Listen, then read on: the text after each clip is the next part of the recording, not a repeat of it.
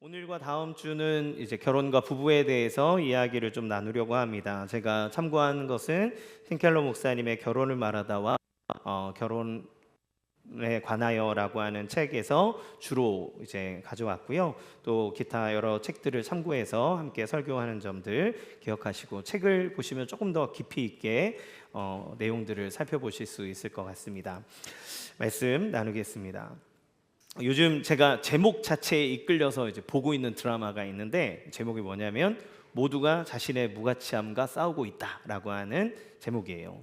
이 드라마의 주인공은 황동만이라고 하는 영화 감독인데 아직 데뷔하지 못한 20년째 데뷔하지 못하고 있는 사람입니다.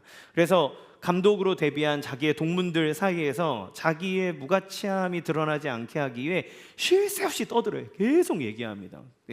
드라마 대사가 엄청 많아요. 계속 얘기합니다. 그런데 또 여자 주인공인 변은하라고 하는 여자는 9살 때 부모에게 이제 버림받아서 상처를 안고 살아가고 있는 사람이에요. 그래서 그녀는 누군가 자신을 떠나거나 자신에게 거절감을 줄 때마다 코피가 이제 멈추지 않고 계속 흐릅니다. 그리고 이들 주변에 있는 사람들은 이 배경이 이제 영화 감독이다 보니까 화려한 영화판에서 감독이나 제작자나 배우 등으로 성공한 것처럼 보이는 사람들인데, 그런데 그 드라마의 내용을 가만히 보면 이 사람들조차도 사실 그 화려한 스포트라이트 안에서 자기가 괜찮은 존재라고 하는 건, 내가 여전히 가치 있는 존재라고 하는 것을 끊임없이 증명하기 위해 안간힘을 쓰면서 발버둥 치며 살아가는 모습이 계속 나와요. 저는 이 드라마를 보면서 질문을 하나 던지게 됐습니다. 인간은 어떻게 자신의 가치를 확인받는가?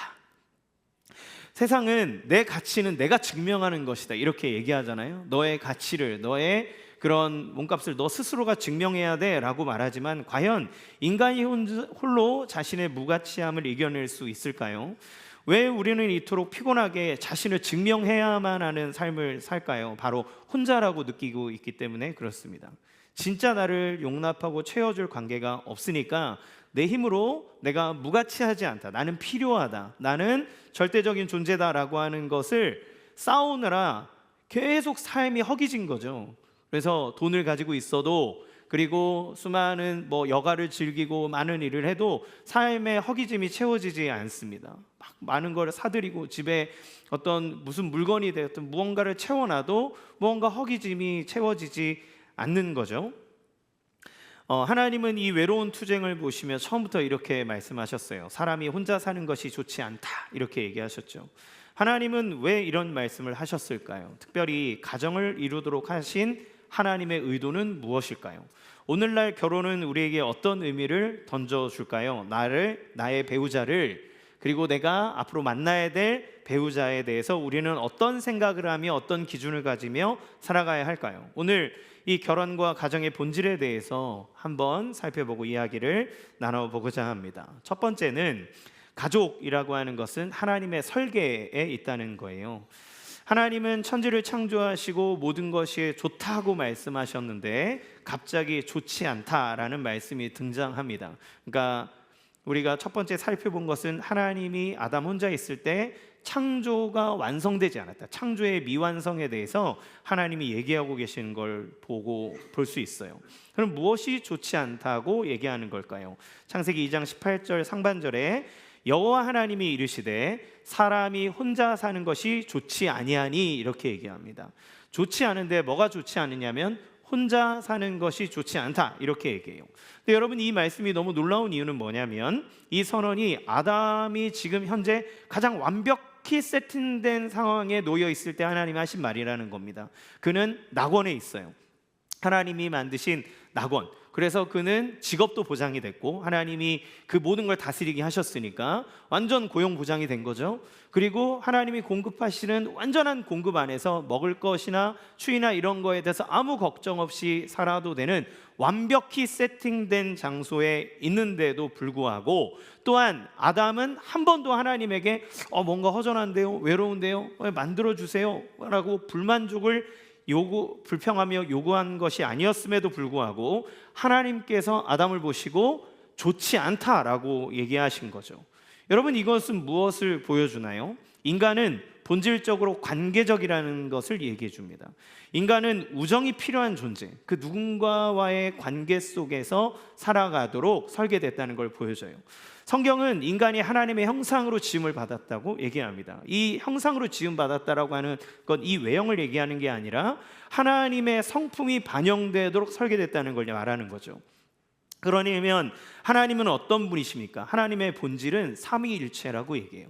하나님은 영원전부터 한 분이시지만 성부, 성자, 성령으로 존재하십니다. 이것은 그분이 하나이고 셋이고 하나인 것처럼 완전히 하나된, 완전히 서로가 사랑과 교제 안에 계시는 완전히 하나된 세 분이다라는 걸 얘기해요.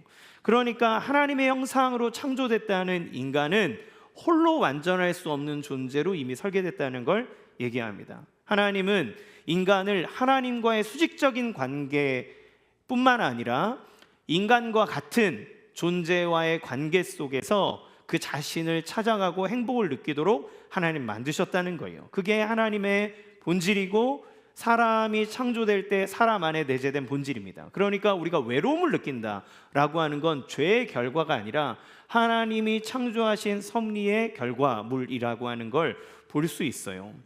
인간 본연의 필요입니다. 외로움을 느끼는 건 누군가 사람이 필요한 거죠.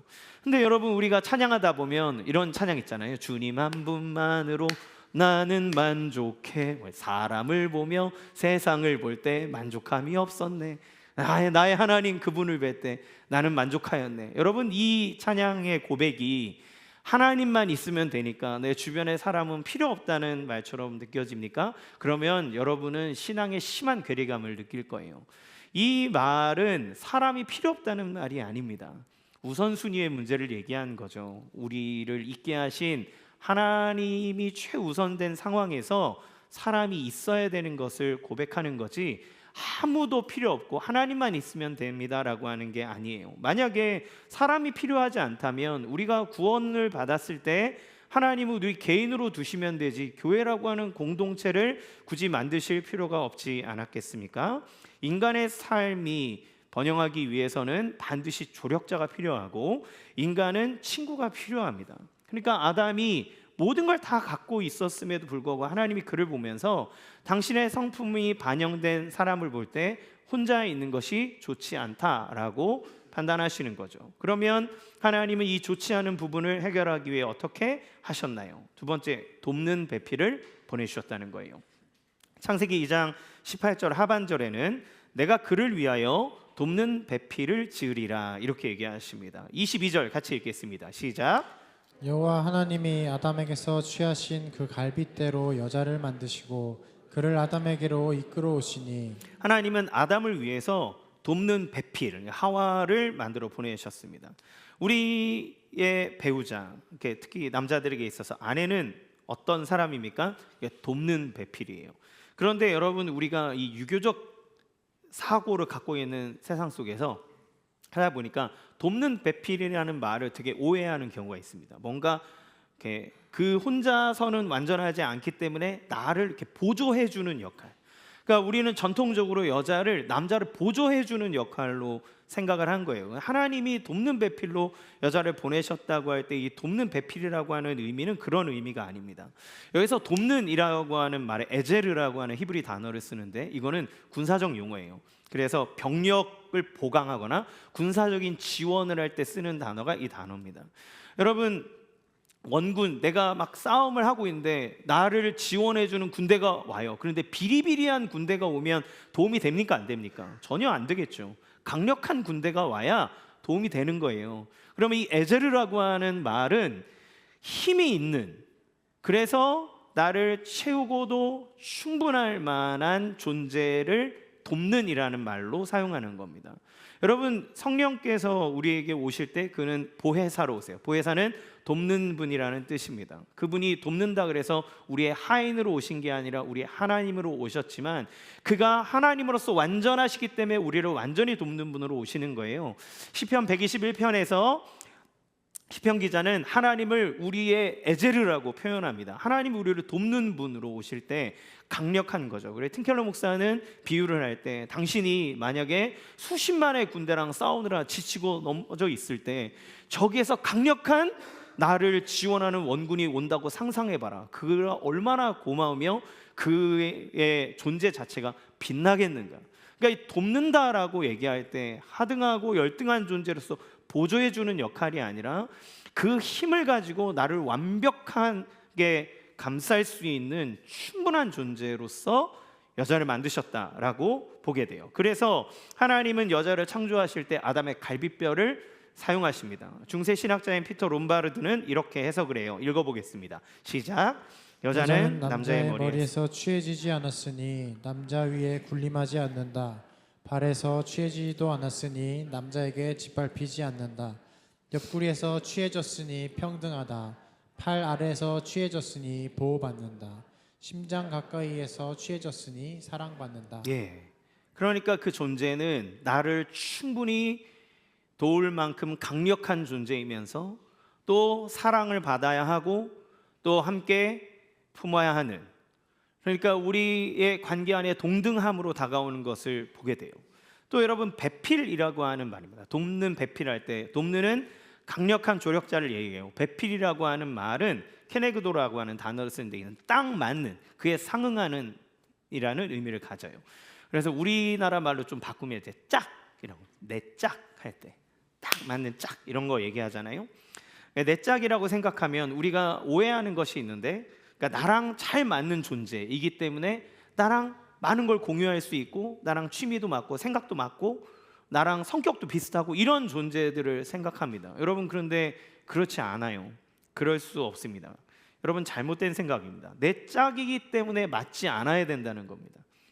하나님이 배우자를 보내실 때 같으면서도 정반대에 돕는 자를 보내신다라는 표현을 쓰는 건데, 그러면 여러분, 이 말은 같다는 말입니까? 반대라는 말입니까? 이걸 어떻게 표현하냐면 팀 켈러와 그의 아내 캐시 켈러는 이걸 이렇게 표현해요. 그러니까 퍼즐과 같다.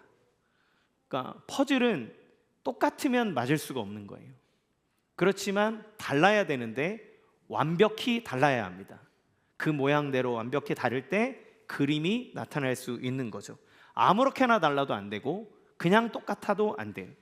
다르지만 완벽하게 다른 그 존재여야 되는 거죠. 우리가 이 인생을 살면서 함께 사랑하는 사람이지만 그가 나랑 똑같은 무언가를 공유하기 때문이 아니라 그가 나의 조력자고 나와 함께 할 사람이라면 다름과 같음이 공존해야 된다는 것을 보게 됩니다. 따라서 이 완벽한 그림이 맞춰지기 위해서 결혼 생활에 필요한 것은 무엇이니까? 세 번째 알아볼 것은 감정과 의지가 필요하다는 걸 보게 돼요. 자, 이제 하나님이 그녀를 아담에게로 이끌어 오십니다. 하나님이 직접 주례자가 되시고 마치 아버지가 딸의 손을 잡고 식장의 길을 걸어가듯, 신랑이 저 앞에 있고 신부의 아버지가 신부의 손을 잡고 들어가듯 하나님이 하와의 손을 잡고 아담에게로 이끌어 갑니다. 인류의 최초의 결혼은 하나님이 직접 주재하셨고 아버지로서, 주례자로서 그 관계를 만드시는 거죠. 그때 아담이 하와를 봤을 때 고백이 무엇인가요? 23절 상반절에 이렇게 얘기합니다. 아담이 이르되 이는 내 뼈 중에 뼈요 살 중에 살이라. 많은 신학자들이 이 얘기를 뭐라고 얘기하냐면, 이거는 아담이 하와를 보는 순간 논리적으로 딱 판별해가지고 딱 봤더니 이건 내 어디 뼈로 사용된 거고 어디 부분이 일치된 거네 라고 하는 분석의 말이 아니라 시라고 표현해요. 감탄한, 이것이야말로 진짜 나와 같은 존재이고 이 존재야말로 하나님이 나에게 허락하신 완벽한 존재다라고 하는, 드디어 내 뼈 중에 뼈요 살 중에 살이 나에게 나타났구나. 그러니까 이 말은 아담이 하와를 통해서 비로소 자기 존재 자체를 발견하게 된다는 걸 얘기합니다.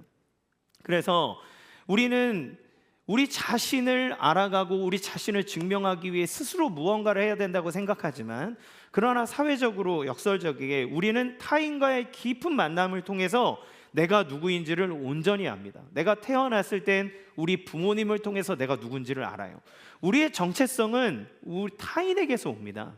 여러분, 스스로가 스스로 존재할 수 없기 때문에 우리는 나를 있게 한 존재로부터 자기의 정체성을 찾고, 나이가 들면서 우리는 주변에 있는 친구와 여러 사람들과 상호 교제하며 내가 어떤 존재인지를 찾아가는 거죠. 가장 중요한 사람이 누구냐면 나에게 아내로 오는, 나에게 남편으로 오는 그 사람이 나를 어떤 존재인지 알게 하는 하나님의 중요한 도구로서 사용된다는 것을 보게 됩니다. 그래서 결혼은 나 자신을 위한, 나 자신의 유익을 위한 나르시시즘의 확장이 아니라 나를 넘어서는 관계를 통해 더 본질적인 자아를 찾아가는 여정 속에 간다고 보는 거죠. 그렇기 때문에 결혼은 감정으로 끝날 수 없습니다. 결혼은 감정과 함께 의지가 동반될 수밖에 없는 거예요. 성경은 뭐라고 선언하는지 봅시다. 24절 읽겠습니다. 시작. 이러므로 남자가 부모를 떠나 그의 아내와 합하여 둘이 한 몸을 이룰지로다. 아멘. 여러분, 지금은 부모를 떠난다는 말이 되게 당연하게 들리지만 당시에 부족 사회를 이루고 함께 모여야 이 힘을 가질 수 있는 세상 속에서 부모를 떠난다라고 하는 개념은 혁명적인 개념이에요. 당시에 생각할 수 없는 말입니다. 그런데 온전한 가정이 어떻게 이루어지냐면 남자가 부모를 떠남으로써 여아내와 합하여 둘이 한 몸을 이룹니다. 여기서 떠나다라고 하는 말은 의도적인 결단 속에서 이탈하는 걸 얘기하는 거예요. 그리고 합하여라고 하는 말은 저번에 룻기 이야기를 했을 때처럼 두 물체가 딱 접착되어져서 떨어지지 않는 상태로 있는 겁니다. 결혼이라는 건 뭐냐면 내가 그동안 의지했던 안전한 처소, 부모라고 하는 그 집안이라고 하는 안전한 처소를 의지적으로 떠나서 그동안 나와 함께하지 않았던 전혀 다른 존재와 의지적으로 합쳐지는 시간이에요. 그러면 이 합쳐지기 때문에 육체적 결합만을 얘기하는 게 아니라 삶 전체의 전인격적인 결합이 이루어지는 과정을 의미합니다. 그러니까 여러분, 연애와 결혼은 전혀 달라지죠. 연애 때는 막 이것도 좋고 저것도 좋고 이러다가 많은 커플들 보면 결혼 딱 하고 나서 세면대를 닦았니 안 닦았니, 물이 밑에 묻었니 안 묻었니, 수건은 이렇게 걸어놓니, 칫솔은 여기다 꽂니 저기다 꽂니, 이런 거 하면서 옷은 왜 여기다 벗어놨니, 좀 이건 치워놓으면 어떻니. 그러니까 전혀 사소한 문제로 다투기 시작하잖아요. 왜 그렇습니까? 결혼이라고 하는 건 그 인생이 함께 붙어버리는 과정이에요. 전혀 맞지 않던 상황과 환경 속에 있던 사람이 자기의 안정적인 곳을 떠나서 그리고 나와 전혀 다르다고 생각하는 존재와 연합을 이루는 거기 때문에 그렇습니다. 그래서 이 연합이 이루어질 때, 붙어질 때에는 어떤 일이 일어나냐면 기쁨도 슬픔도 성공도 실패도 함께하는 존재가 되는 거예요. 지금은 이제 좋을 때 막 좋아 죽으려고 살다가 위기가 오고 어려움이 오고 슬픔이 오면 너는 내 짝이 아닌 것 같아, 우리는 운명이 아닌 것 같아 라고 얘기하면서 이걸 끊어내려고 하지만 함께 붙어있는 건 의지의 결단이 필요합니다. 그 사람의 모든 것들을 받아들이는 거죠. 아픔도 슬픔도 어려움도 마찬가지입니다. 따라서 이 두 단어가 의미하는 것은 결혼이 단지 감정으로 이루어진 열매가 아니라 감정을 통해서 그 현실의 모든 것들을 바라보며 결단하는 의지의 행위가 있다라고 하는 걸 보여줍니다. 누구 앞에서? 하나님 앞에서 그렇게 하는 거죠. 그래서 예수님이 이렇게 얘기합니다. 마태복음 19장 6절 시작. 그런즉 이제 둘이 아니요 한 몸이니 그러므로 하나님이 짝지어 주신 것을 사람이 나누지 못할지니라 하시니. 그렇죠. 예수님 말씀에 따르면 결혼은 쌍방간의 계약이 아닙니다. 하나님 앞에서 행하는 언약인 거예요. 계약과 언약의 차이는 무엇입니까? 계약은 충족되는 요건이 맞을 때 성립하는 거예요. 계약이 파기되는 요건이 충족되지 않으면 계약은 파기됩니다. 그런데 언약은 그 사람이 갖고 있는 부족함과 연약함이 있을지라도 그 언약 약속한 것에 대한 신실함을 지키기 위해서 감내하는 거예요. 하나님은 우리와 계약하지 않으셨습니다. 주님은 우리와 언약을 맺으셨어요. 무슨 의미입니까? 우리가 하나님의 눈에 차 보이지 않는다 할지라도 하나님의 사랑이 끝까지 우리를 품에 안으시겠다고 주님이 의지를 들어 결단하신 것입니다. 우리의 진짜 신랑인 예수님은 우리와 언약을 맺으신 분이지 계약하신 분이 아니라는 거예요. 우리는 결혼할 때 그래서 여러분 예배 형식이 중요합니다. 요즘은 주례도 안 하잖아요. 그렇죠? 그냥 파티하듯이 우리 이제 결혼해요, 우리 이제 막 이러고 맙니다. 여러분, 사람들 앞에 선포하는 시간이 아니라 하나님 앞에서 언약을 맺는 시간입니다. 내가 앞으로 이 사람과 살아가는 동안 실망하는 일도 있을 수 있고 어려운 일도 있을 수 있고 좋은 일도 있을 수 있고 많은 것들을 겪을 텐데 그 모든 상황에서 나를 끝까지 사랑하신 주의 사랑으로 이 사람을 사랑하기로 저는 주님 앞에 언약을 맺습니다라고 하는 언약이지 계약이 아닌 거예요. 우리는 이 결혼을 계약처럼 여기기 때문에 쉽게 끊어버리려 합니다. 아니 심지어 이 법적인 절차마저도 거추장스럽게 여겨서 동거라고 하는 방식을 취득하려고 하는 거죠. 여러분, 동거는 세상에 많은 사람들이 유익을 말하지만 책임을 지지 않는다는 얘기입니다. 어떤 일에 대해서 난 책임지지 않겠다. 너가 나와의 어떤 상황에서 우리가 맞지 않는다라는 판단이 들면 언제든지 우리는 그냥 갈라설 수 있다라고 전제하는 거죠. 결혼은 책임을 얘기하는 거예요. 언약입니다. 그러면 그렇기 때문에 우리가 지난주 부모님을 공경하는 것을 말했지만, 그러나 여러분이 결혼을 하신다면 나에게 가장 먼저는 나의 아내고 나의 남편이어야 하는 거예요. 부모님도 나의 아내보다 나의 남편보다 우선이 될 수 없습니다. 왜냐하면 하나님께서 우리를 하나로 만드셨기 때문에 그래요. 또 그러면 그렇게 서로가 연합된 부부는 어떤 공동체로 있을 수 있을까요? 네 번째, 벌거벗었으나 부끄럽지 않은 존재로 하나님이 창조하셨다는 겁니다. 25절 같이 읽겠습니다. 시작. 아담과 그의 아내 두 사람이 벌거벗었으나 부끄러워하지 아니하리라. 이건 단순히 옷을 입지 않았다라고 하는 것이 아니라 완전한 투명성, 완전한 수용성을 의미합니다. 숨길 것이 없는, 약함도 두려움도 상처도 감출 이유가 없습니다. 서로에게 하나님이 제정하신 결혼은 서로의 연약함조차도 내가 갖고 있지 않는 것을 그대가 갖고 있고 그대가 갖고 있지 않는 걸 내가 갖고 있기에 서로의 연약함을 함께 조력하며 함께 돕는 하나의 그림을 이어가는 존재이기 때문에 상대방이 나의 전부를 보아도 거북하지 않는 거죠. 저희 이제 청년부 할 때 저는 이제 주로 대학부를 해서 결혼하는 커플이 이제 나중에 이제 막 생기지만 함께 동역했던 목사님이 이제 주로 이 청년들 해요. 그러면은 결혼할 연령이 찬 이제 형제 자매들이 뭐 선교 가고 뭐 이러면서 둘이 눈 맞아가지고 이제 결혼하려고 그러면 목사님이 부릅니다. 그러면서 목사님 딱 주제 아래서 얘기합니다. 이제부터 너희들 결혼을 생각할 거라면 건강하게 다 깔아. 너가 숨기고 있는 것이 무엇이 있는지 정직하게 내어놔라. 빚이 있느냐? 아니면 너가 이 자매 앞에, 형제 앞에 숨기고 있는 것이 무엇이 있느냐? 여러분, 지금은 조건을 위해서, 특히 남자들은 목표 지향이다 보니까 저 여자를 내가 어떻게 아내로만 딱 삼을 수 있다면 자기가 갖고 있는 것들 다 감추고 다 하면서, 그리고 결혼만 할 수 있다면, 여러분 그런 결혼 생활 자체는 이미 신뢰부터 파탄이 날 수밖에 없습니다.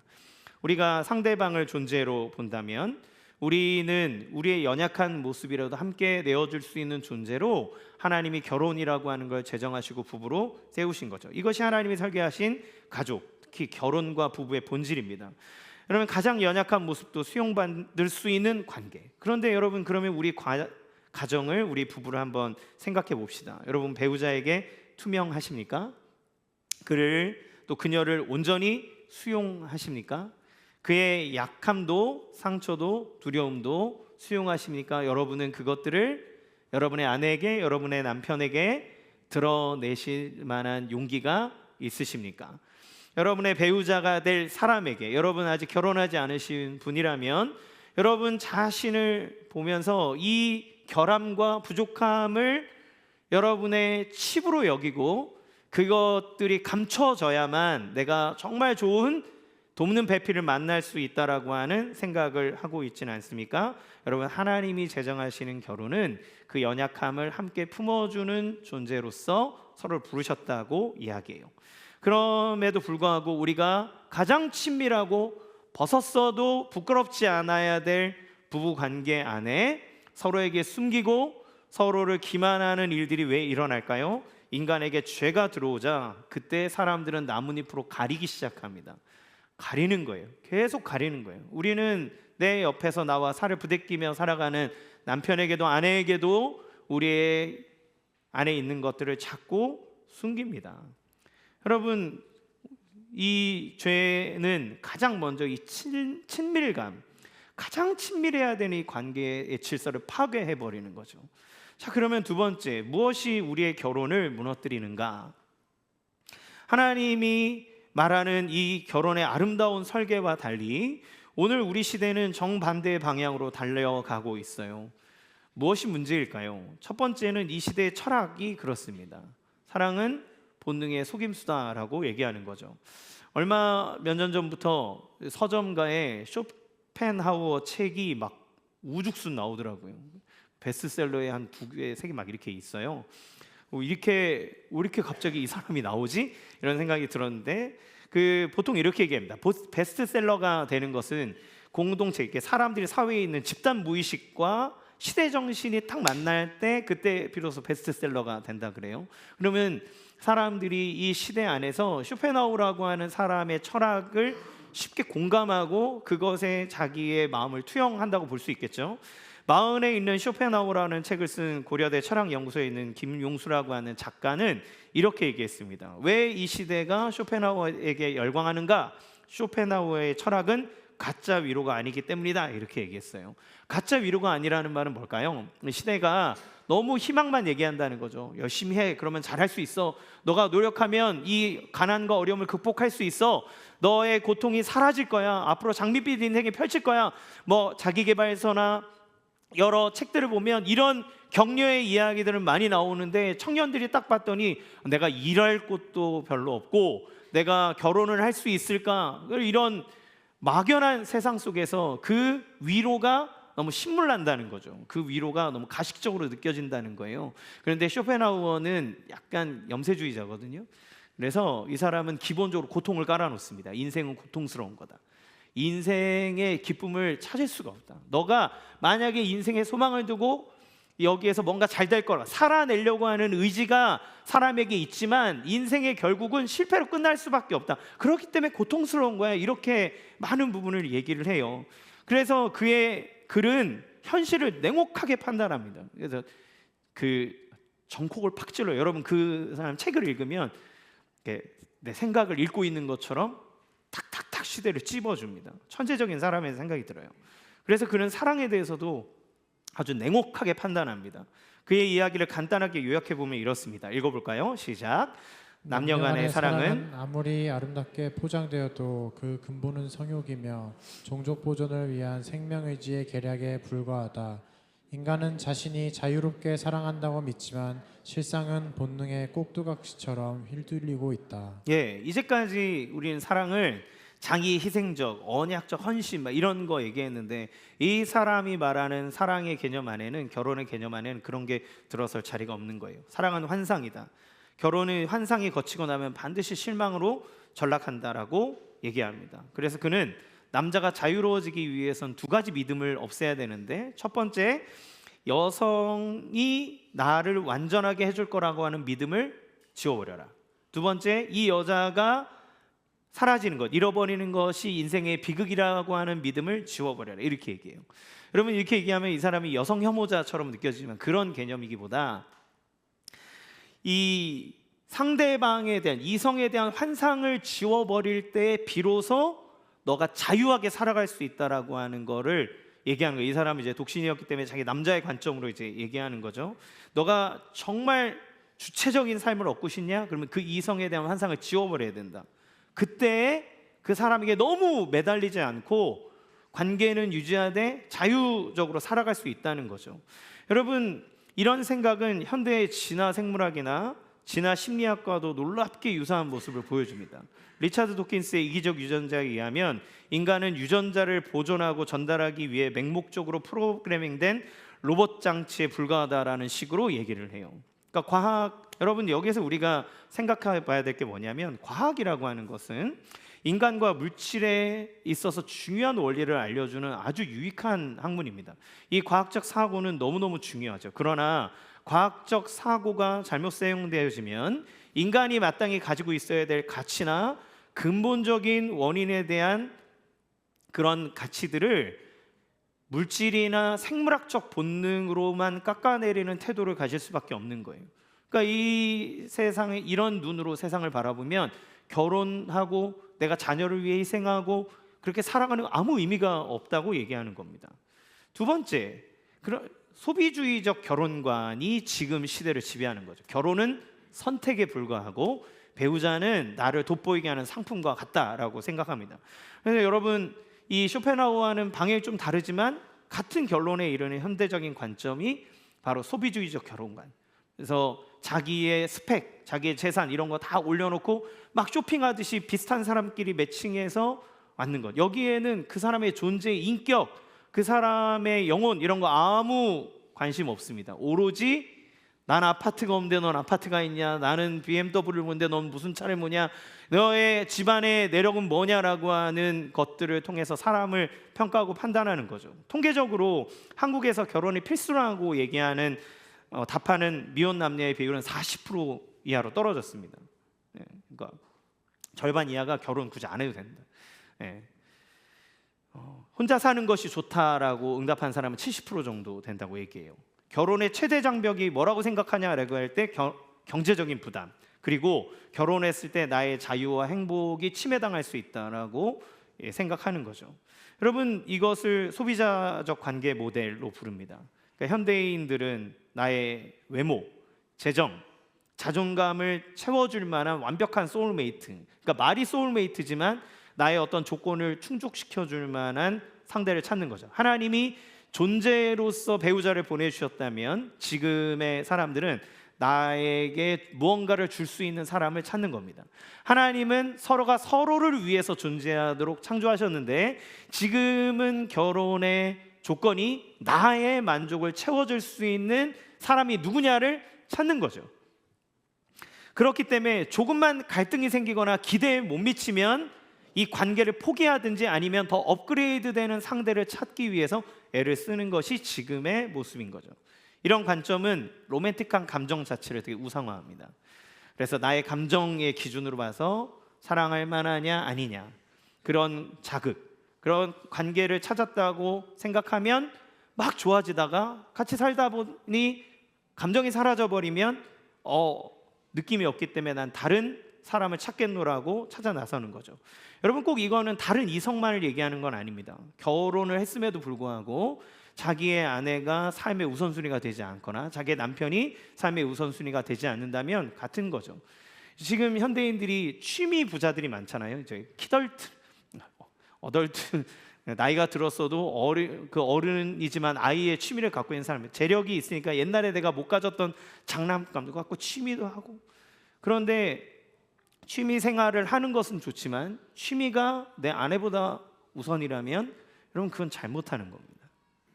축구를 좋아해서 건강하게 운동하는 건 좋지만 아내를 방치하면서까지 미친 듯이 축구하러 가는 것은 자기의 삶의 조력자로 불러준 그 상대방을 무시하는 거죠.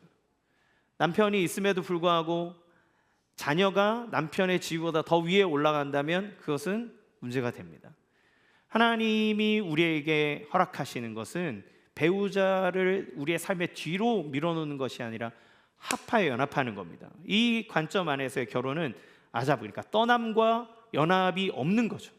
무언가를 내려놓고 자신을 붙이는 결단을 해야 되는데 오직 내가 얼만큼 이득을 보는가만 생각하기 때문에 상대에 대한 책임을 지지 않으려고 하는 겁니다. 이 두 관점이 만드는 것은 무엇일까요?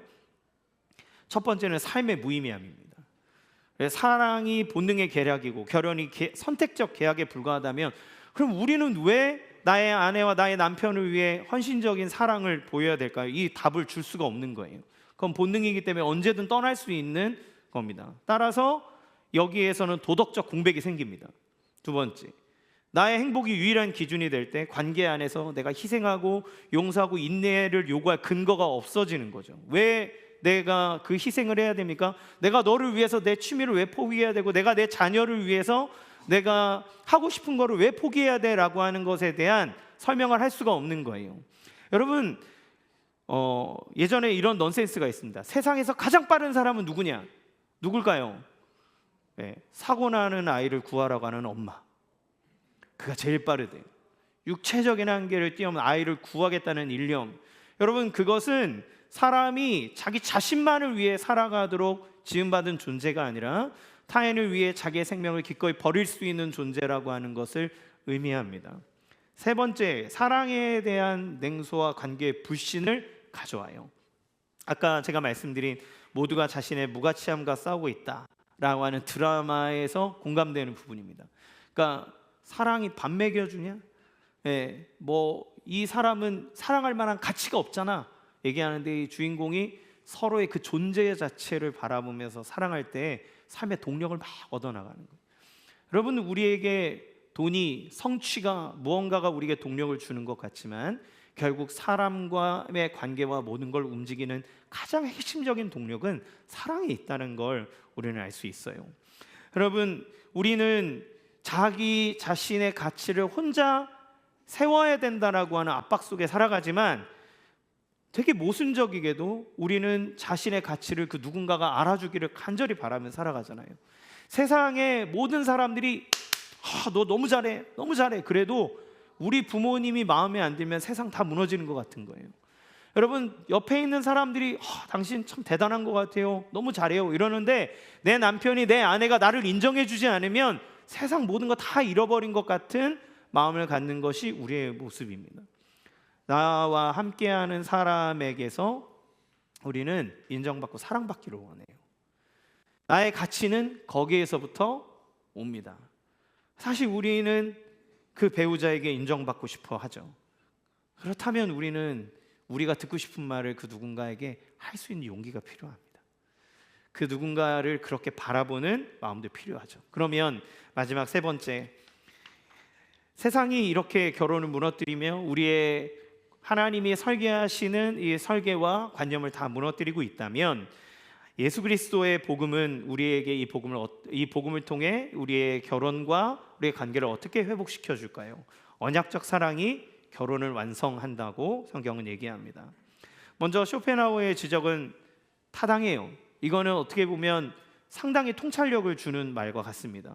그러니까 성경에서 배우자를 우상으로 삼지 말라라고 하는 말과 맥이 닿아 있어요.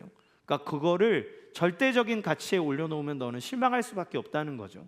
근데 이 사람이 간과한 것은 무엇인가요? 그는 이 인생이 그러니까 유전자의 조작, 그런 합작으로 이루어지는 그냥 프로그래밍된 존재가 아니라 하나님의 성품과 창조의 섭리 안에서 이루어진 인격체라고 하는 것을 간과한 겁니다.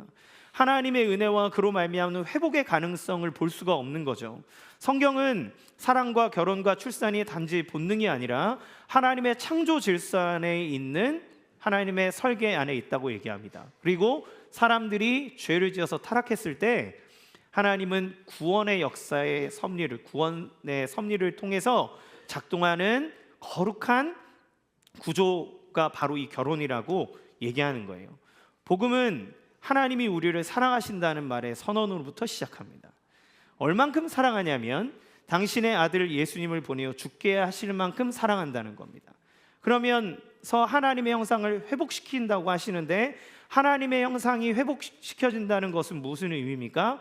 인간이 유전자의 명령에만 복종하는 프로그래밍된 로봇 같은 존재가 아니라, 기계 같은 존재가 아니라 하나님의 성품을 닮아서 그의 감정은 하나님의 사랑으로 풍성하되 조건 없는 사랑과 거룩한 의지를 발휘해서 언약을 지킬 수 있는 존재가 될 수 있다는 것을 얘기해주고 있는 거예요. 세상은 그런 사람들을 통해 작동합니다. 하나님은 우리가 그저 본능에 의해서 살아가도록 하시는 것이 아니라 사랑하는 존재를 위해서 기꺼이 나를 희생하고 그를 기다리고 그를 바라볼 수 있는 성숙한 존재로 세워가는 거죠. 구원받았다라고 하는 구원의 열매는 우리의 삶에 이런 형태로 나타나는 거예요. 따라서 하나님, 예수님의 사랑 안에서 우리는 결혼에 대한 건강한 관점을 가질 수 있습니다. 그분이 우리를 먼저 사랑하셨기 때문에 우리는 그 사랑 안에서 다른 사람을 사랑할 힘을 얻는 거죠. 그러면 우리가 결혼에 대해서 새롭게 알 수 있는 관점이 뭘까요? 첫 번째는 결혼은 절대적인 것이 아니라는 겁니다. 웃기죠? 역설입니다. 창세기 2장이 결혼과 가족을 하나님의 아름다운 설계로 제시한다 그래서 결혼이 절대적이라는 의미는 아닙니다. 결혼이 목적이 될 수 없다는 거예요. 성경은 결혼이 선한 질서를 유지하는 것을 인정하면서도 결혼 자체가 인생의 궁극적인 목적이 돼서는 안 된다고 얘기합니다. 예수님도 자신이 평생을 독신으로 사셨고 죽으셨다 부활하셨습니다. 바울도 고린도전서 7장에서 독신의 삶을 하나님 나라를 위한 특별한 소명으로 얘기해요. 마가복음에는 예수님은 혈연 가족을 넘어서 하나님 나라의 가족이 참 가족이 된다라고 하는 걸 얘기합니다. 따라서 하나님께서 창세기에서부터 결혼을 설계하신 것이 보여주는 것은 반드시 결혼해야만 그 사람이 완벽해진다라고 하는 것을 의미하는 것이 아니라 인간이 관계 안에서 존재한다는 것을 표현해 주는 거죠. 그 관계의 가장 기본적인 단위는 결혼이고, 그리고 또 때로는 우리 친구와의 우정, 교회 공동체 안에서의 이루어질 수 있는 겁니다. 중요한 것은 혼자는 충분하지 않다는 거예요. 그럴 수 없다는 겁니다. 그 설계의 완성은 그리스도 안에서 이루어집니다. 따라서 배우자를 우상화하는 것은 우리의 결혼과 우리의 삶을 피폐하게 만드는 중요한 일이 됩니다. 배우자에게 온전히 기대어서 그나 그녀를 통해서 완벽하게 행복한 가정을 꿈꾸고 있다면 여러분은 그 배우자에게 그 짐을 짊어지게 하는 거예요. 내가 그리는 가정은 이런 가정이야. 나는 내 자녀가 이랬으면 좋겠어. 그게 자녀에게 짐을 지어버리는 거예요. 여러분도 그 짐 지고 살아봤잖아요. 부모님이 나를 사랑하지만 나에게 내가 원하는 가정의 모습은 남편은 이렇게 하고 자녀들은 이렇게 공부하고 이렇게 살아가는 가정이 행복한 가정이야, 그게 좋은 가정이야 라고 그림을 딱 그려놔 버리면 그 부모님의 기대에 나를 맞추지 못할 경우에 그 사람은 자기 가치를 인정받지 못한다고 생각하는 거죠. 여러분이 여러분의 배우자에게 여러분이 그리는 완벽한 그림을 그려놓고 남편은 이래야 돼, 아내는 이래야 돼 라고 얘기하는 건 그 사람에게 그 짐을 지어넣어주고 너는 나를 위해서 이 짐을 지어야 된다고 말하는 겁니다. 성경은 서로를 위해 존재하라고 말하는 거죠. 따라서 혹시 여러분 안에 결혼을 아직 하지 않았는데 결혼을 두려워하거나 포기하는 분이 계십니까? 그 두려움은 이해할 만하죠. 그러나 관계를 향한 갈망 자체는 하나님 설계라고 하는 것들을 인정해야 합니다. 그리고 내가 나를 위한 존재가 아니라 하나님 나에게 이끌어 오시는 분은 나에게 딱 맞는 존재를 불러주실 건데, 그렇기 때문에 우리는 하나님의 사랑 안에서 나의 존재를 충만하게 느끼며 그를 사랑할 수 있는 사람으로 세워져 가는 것이 너무너무 중요하죠. 따라서 두 번째, 예수님의 사랑이 언약적 사랑을 가능하게 합니다. 예수님은 우리를 위해서 하늘 보좌를 떠나셨어요. 그리고 우리에게 오셔서 우리와 연합하셨습니다. 창세기 2장 24절이 가리키는 것의 궁극적인 실제는 그리스도 예수를 통해서 완성되는 거예요. 예수님은 우리가 아름다울 때 우리를 사랑하시고 조건이 완벽할 때 우리에게 오신 것이 아니라 우리가 죄인 되었을 때, 우리가 원수 되었을 때 우리에게 오셔서 하늘의 보좌를 떠나고 우리에게 오셔서 우리와 연합하셨습니다. 우리를 위해서 자신을 내어주신 거죠.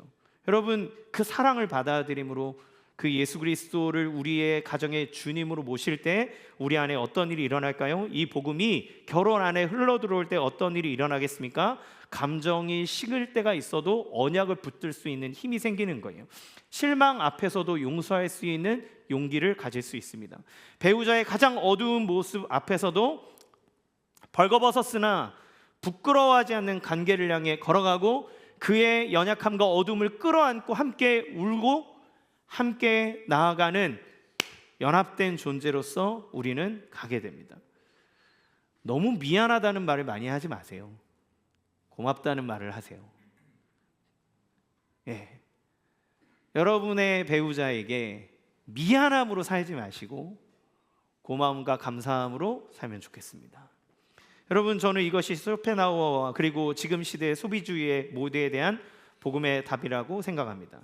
사랑은 본능의 계략이 아니라 하나님으로부터 왔습니다. 그분이 먼저 우리를 사랑하셨기 때문에 그의 사랑을 받는 우리는 조건 없이 우리를 사랑하셨던 사랑을 받아 우리도 사랑할 수 있는 거죠. 우리의 무가치함과 싸우는 이 싸움은 우리가 하나님께 먼저 부름받았다는 사실을 깨달을 때 우리의 배우자, 또 앞으로 나의 배우자가 될 사람을 향하여서 우리 자신을 준비하는 소중한 과정으로 갈 수 있다고 믿습니다. 말씀 마치겠습니다. 모두가 자신의 무가치함과 싸우는 이 시대 속에서 복음으로 세워진 가정은 세상과 다른 소리를 냅니다. 이곳은 내 성취를 증명하지 않아도 나의 연약한 모습 그대로 벌거벗고 있어도 수용받을 수 있는 사랑받는 안전한 피난처일 수 있는 거예요. 그리스도의 언약적 사랑이 우리가 원수 되었을 때 우리를 붙잡고 안으셨던 것처럼 우리는 더 이상 나의 무가치함과 외롭게 싸우지 않아도 됩니다. 그리스도의 사랑을 받으셨다면 그 사랑으로 여러분의 배우자를 안아주십시오. 그리고 함께 세워가십시오. 혹시 내 배우자는 믿음이 없으십니까?